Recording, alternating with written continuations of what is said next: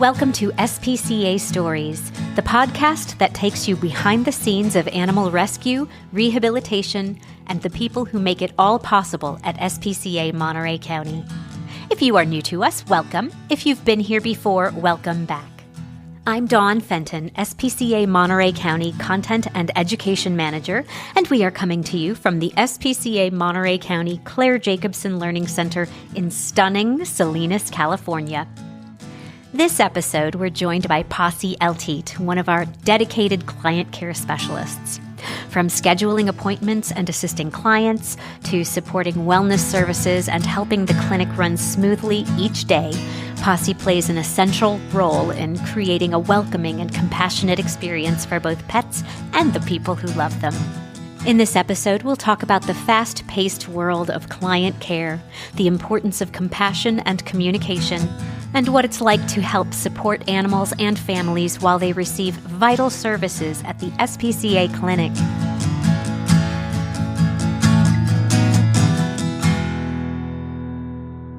So introduce yourself to our listeners. All right. My name is Pasi Eltit, and I work in the clinic as a client care specialist. That's a fancy title. I know, isn't it? You're very important. You're very, very important to this organization. So how long have you worked with us? It's going to be 2 years next month, actually. 2 years? Yes. Gone by so quickly. I can't believe it's already been 2 years. Yep. It feels like yesterday. I remember walking to your office, and I was so surprised. Yep. It's like, Dawn, you're here. I completely forgot. It's been so long. But yeah, it feels like yesterday. So Pasi and I know each other from a past lives. We did theater together. Yeah. So, and what was the show, the one show that we did? Was it Time of Your Life? We did Time of Your Life. That was the first one. Uh-huh. And then we've done, did you do South? No, you didn't do South Pacific. No. There were other ones that we did together. Is that the only one? We did Vagina Monologues. Vagina Monologues, yes. We did that one. And was that it? Was it? I thought there was at least one more. Gosh. But maybe we were always like around each other. Maybe that's why it felt like more. It could be. So Pasi's like family. Yeah. She's from another past life, and she's amazing. So how did we find you? How did you come to be here? Well, I made an impulsive decision 4 years ago to adopt a kitty that was, had a litter, and I was working at a winery at the time. And I just made an impulsive decision to take one. And then I just became obsessed with her. And then my wife was like, well, maybe you should work with animals. And so I talked to friend Ashley, and it turns out that they were hiring. And I went ahead and applied, and it helps that I'm bilingual too. So yeah, that's kind of how I became to just, I guess, love animals more than I've ever realized. And it's funny because I used to dislike cats. I don't want to say hate, but like there was a time before I didn't, know anything that I just didn't like cats. And now I'm just like completely obsessed. Now you're a fan. Obsessed. So that's kind of how it all came together. That's incredible. An impulsive decision just made it happen, I guess. So how do you like working in the clinic? I love it. I love it so much. I mean, obviously, most of the time it's amazing. And then, there's a little bit of not so much amazing because you see things that are sad or, but it's worth it. It's completely worth it. I mean, people ask me what I do, and I just say I get to play with kittens and dogs all day.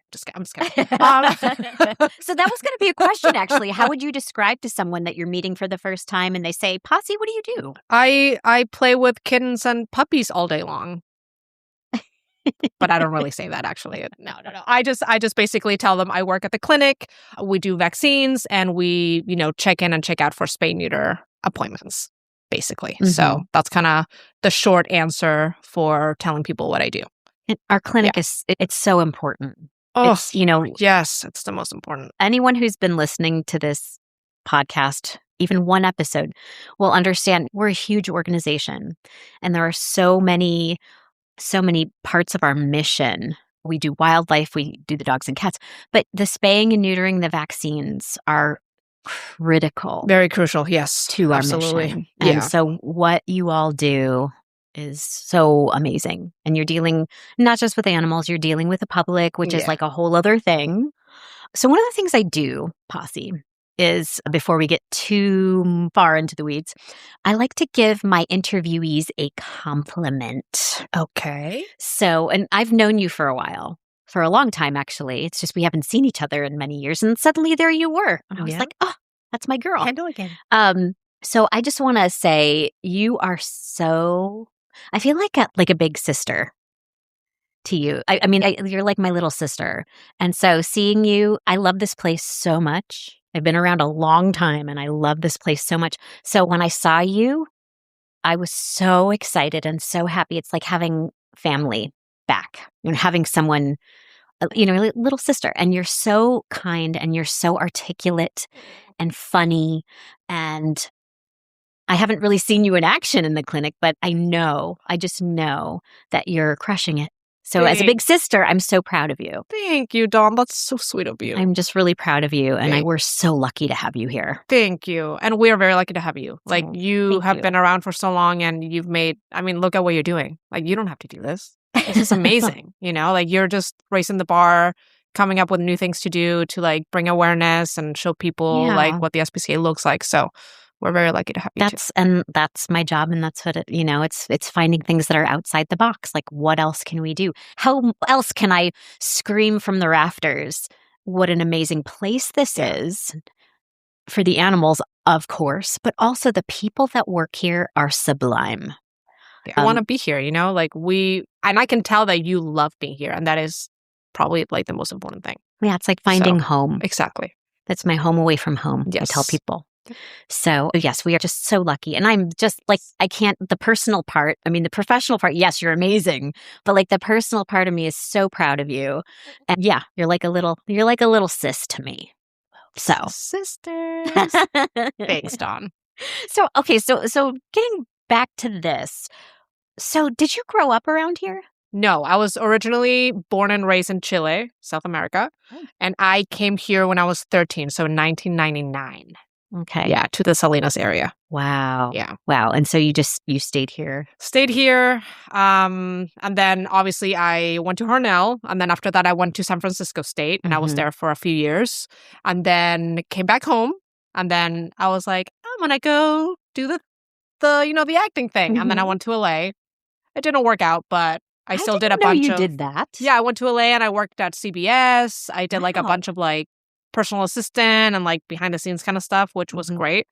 And then I ended up at the Coliseum out of all places. And then shortly after I was just like, I think I'm done here. I was just, my time was up in LA and I moved back home. And then I've been back ever since.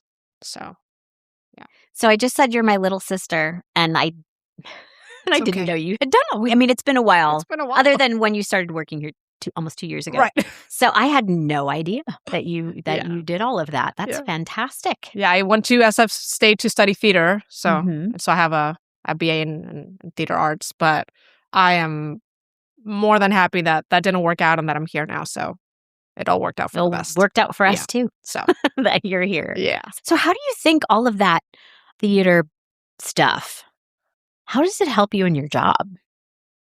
I think it helps me like dealing with people because I feel like if you are into acting or in that sort of area, you have to be able to be social and get along with people. So I feel like in that sense, it's helped me to socialize with people, but I've also had so many jobs before that have been like customer service based. So I feel like I'm just also used to that. Right. And used to dealing with people in general and also people that are not as easy to deal with.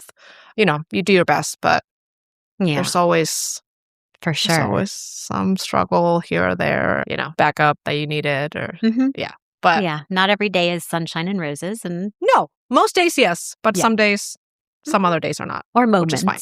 Yes. You might have moments in a day that are like, okay, that happened or no, I and sometimes not even like on the customer part, but like pets. You see the pets that are not doing the best and they get brought in for vaccines and your mind wanders, what's happening? Right. Why haven't you been taken care of? So yeah, that's also a hard part to see. Like you can't Like, what are you going to do, But it's just sad to see a dog in distress and hurt, and, you hope for the best that they're going to get treatment and they'll be okay, but, so No, absolutely. It's hard. It's hard to see that stuff sometimes. Yeah. It's rare, like I said, but it still happens. Yeah, for sure. But yeah, I mean, for the most part, like I said, it's great. It's good to see people being responsible and spaying and neutering their dogs and their cats and getting vaccines and, taking care of them. But at the same time, you see the other side of it, and that's it's hard to see as well. So. Sure. I'm grateful that we can be the place that people can land when things happen. Yeah. I'm grateful for that.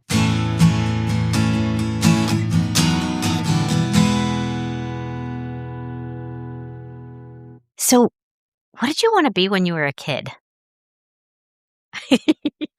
When I was like a little kid, I legit wanted to be like a cashier. Oh.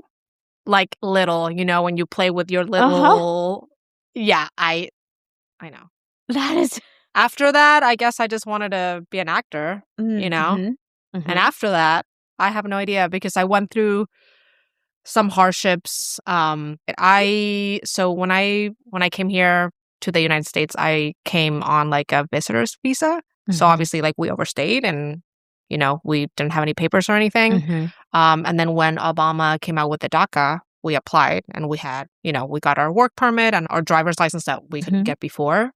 So that was terrifying, being able to not have a license and having to get places and being super cautious about, getting caught or whatever. But like, we had to do what we had to do. And long story short, I got my DACA taken away, which meant that once my work permit was expired, that I had to quit my job because, it was USC, the Coliseum, like there's no way around they needed a work permit. So,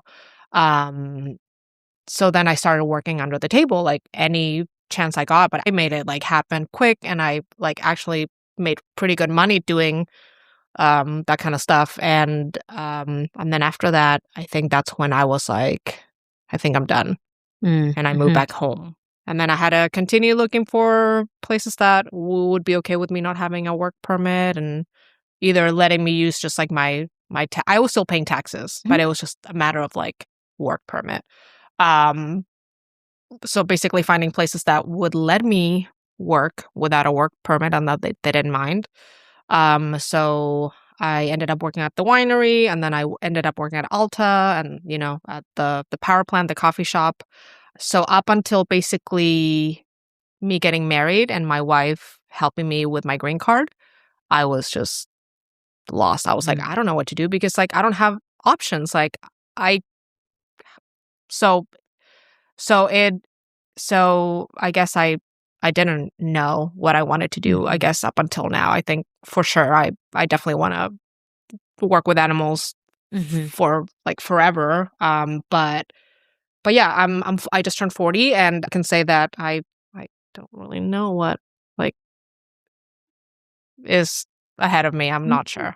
So it's been a journey. It's been hard, it's been long, it's been frustrating, it's been a lot of things, but here I am. Thank you for sharing. You're welcome. I'm glad to share. It's nothing new. I'm glad you're here. Thanks. I'm glad you're here. Thank you for sharing all You're welcome. that. Of course. So you said you have a cat. Yeah. Tell me about your cat. Well, I have 2 cats and a dog. Okay. Tell us about your pets. Okay. So we have Jeannie, who is a poodle. She's going to be 14 this year. She was adopted from here 11 years ago, and she's doing great. And then we have Leela, was the one that I impulsively got. She is just my baby because she's like my first pet that's mine. We just had her dental done because she has just really bad teeth. So we had 7 extractions at 4 years old. Can you even believe it? But she's just a cuddle bug. She's a sassy little cuddle bug. I love her so much.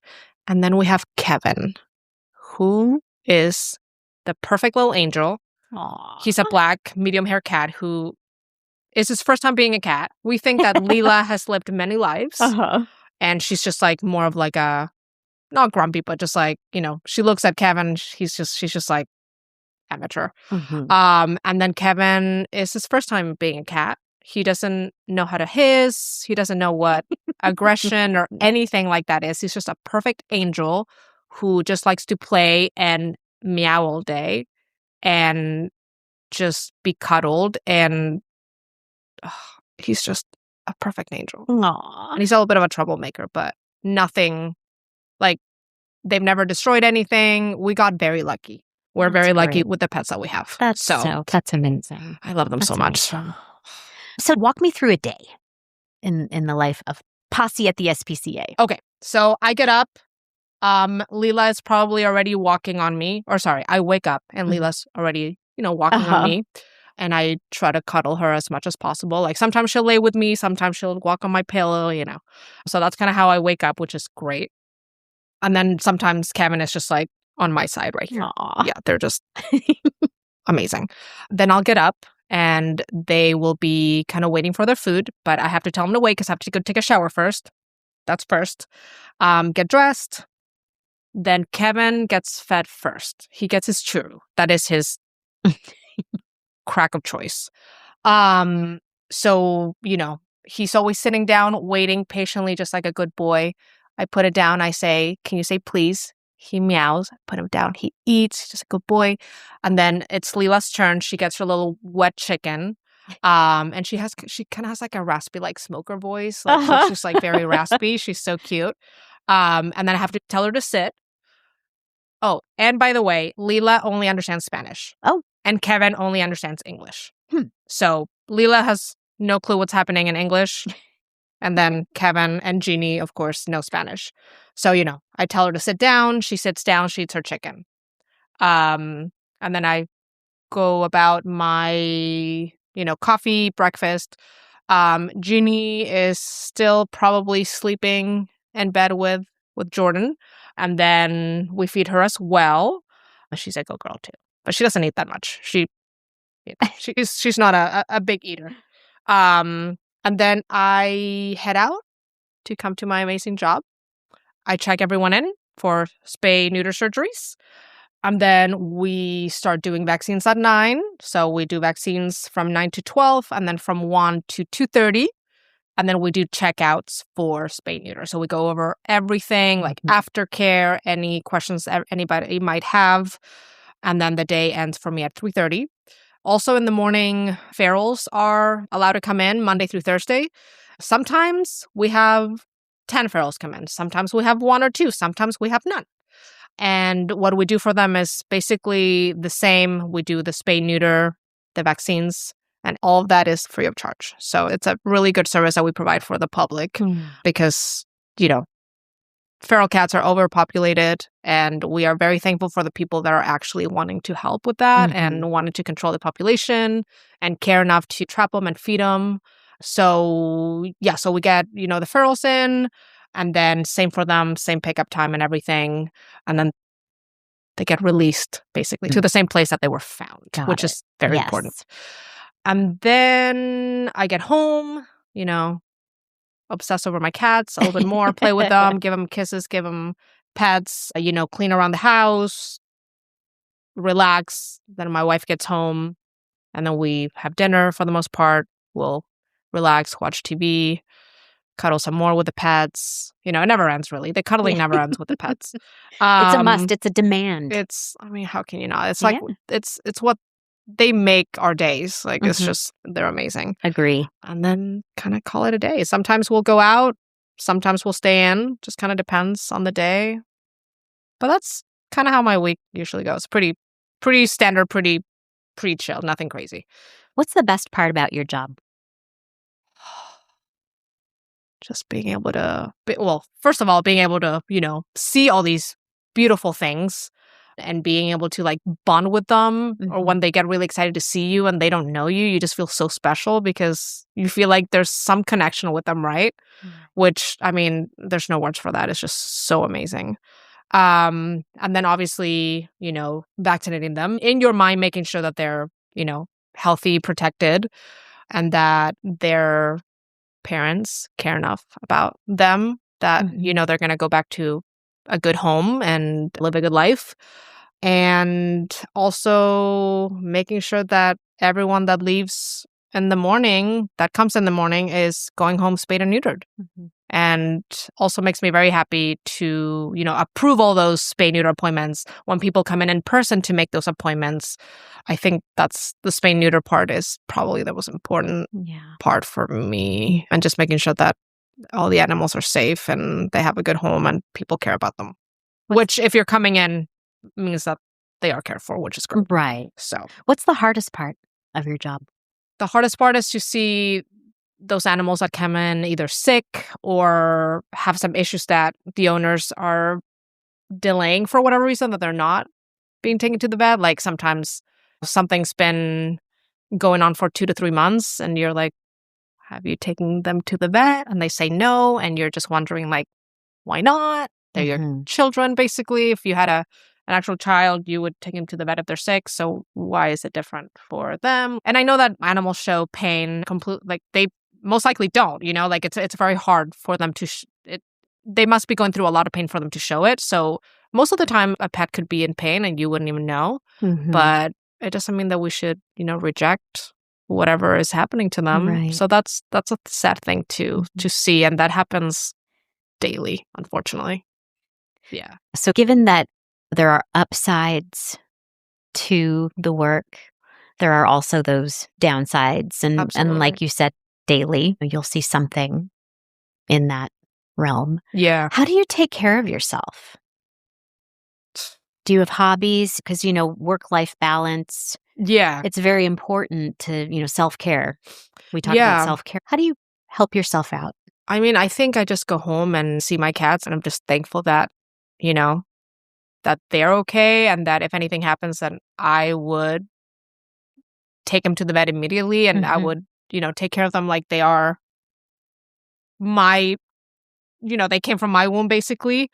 And I think also hoping that people are doing the best they can for their animals. I mean, we don't know what these people are going through. We don't know what their lives look like. All we can do is just hope that they're doing their best and that they will take them to the vet when they say they are going to, I also, when I go home, I try to just get in this, in my mind and space of like, okay, you're off work. There's literally nothing you can do about any of the things that happen at work today. And just, I guess, give people the benefit of the doubt. And also it helps talking about it, like to your partner, or just, talking about how you feel and what happens. And I feel like that usually works pretty well. And just knowing that there's nothing you can do. It's out of your control. And like I said, just hoping for the best and hoping that people will just have maybe a change of heart and, get their pets taken care of. But it's hard. But like I said, there's nothing much to do. You can, you can give them like, the information, a vet list. You can talk to them about pros, cons, why you should get your pet neutered or spayed, vaccines. But other than that, there's. And you're giving all you can. Absolutely. When you're here, because you can't tell people what to do. You can't make people do something that they don't want to. So you have to be respectful because you don't know these people. Like I said, just educate them, just give them the resources that are available. And then after that, it's like, I did my job. Here you go.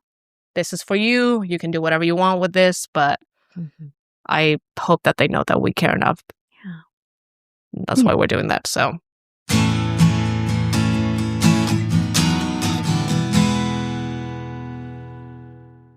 What about the SPCA do you find inspiring? I mean, this is like huge, right? I mean, look at this place. There is so much happening. So many departments doing just the best that they can. Like intake does so much. It's inspiring that we are a shelter that we literally are doing our best to save these animals. And yeah, sometimes it's out of our control. If someone's super sick or if they're like super aggressive, there's nothing we can do about that. But other than that, you can see the care in the people that work here and that they want to do better and do the best they can for the animals. And I feel like that's like inspiring enough to just keep going. Yeah, to just do more, to do better. It's just great.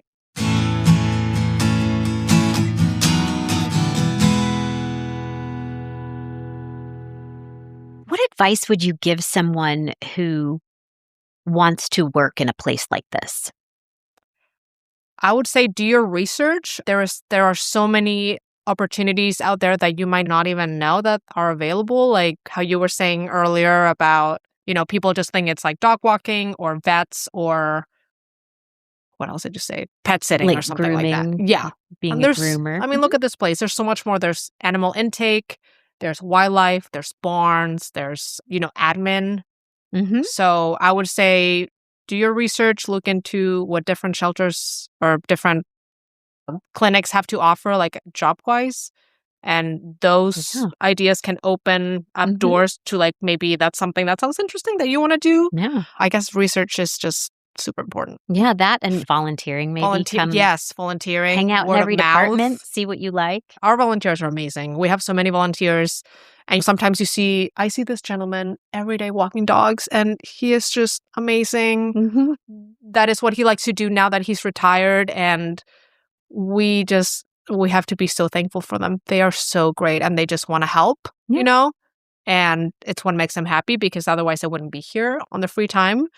So yeah, volunteering for sure. I feel like that's an amazing like beginning outlet where you can kind of learn so much more as to like what could be good for you or what's a good fit for you, what you love or what you will become to love. So yeah, volunteering. Yeah. It's great. Yeah. Is there something that you do or something about you that people would be surprised by? Do you have a hobby? Do you have something? I mean, I used to climb a lot. I don't know if you knew this about me, but I did not know that. It was mostly like when I was in LA. That's something that I still to this day just love to do. Like that's my place where I just like black out and there's nothing on my mind literally when I'm climbing, and it's just amazing.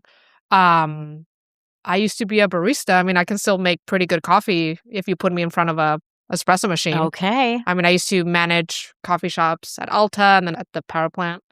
I used to be a personal assistant for David Koechner, the actor. Do you know who he is? Yeah. Yeah. Wow. So I used to be his personal assistant. These are all things that I did not know about you. I mean, I'm sure there's more, but I'm like, yeah. I was born and raised in Chile, so I'm not originally from here. I'm a twin. I have a twin brother. What? Yeah. That's something people are so funny. They're always so surprised to hear.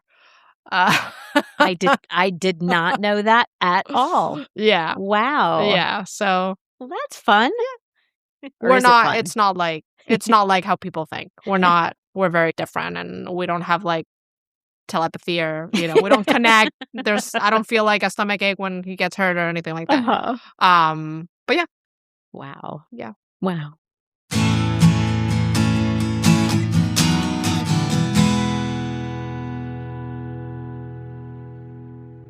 Pasi, I want to thank you so much for your time. Thank you. This has been so fun. Thank you for being here, like in the big, sense of things. We're so happy to have you here.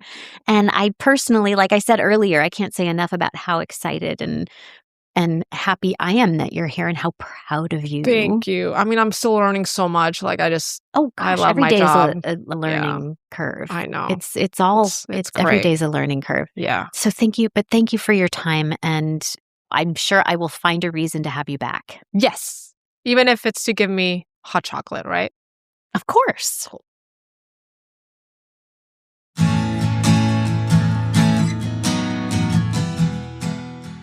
Thank you all for tuning in. If you'd like to learn more about the high-quality spay-neuter services, low-cost vaccinations, microchips, and much more provided by the SPCA Monterey County's Veterinary Clinic, please visit spcamc.org. A tremendous thank you to all SPCA staff, volunteers, and board of directors. And a heartfelt thank you to our generous supporters. We at SPCA Monterey County could not do what we do for the animals and people in our community without you. If you would like to support our programs and services, including our veterinary clinic, you can find that information at spcamc.org. We would love to hear from you, or maybe I would love to hear from you. If you have questions or just want to say hello, you can drop me an email at dfenton@spcamc.org. If you like what you hear, please drop a like or give us a rating on whatever platform you listen in on. Those ratings help us reach more animal lovers. I'm Dawn Fenton, signing off until next time. Much unconditional love to you and your pets from us here at SPCA Monterey County.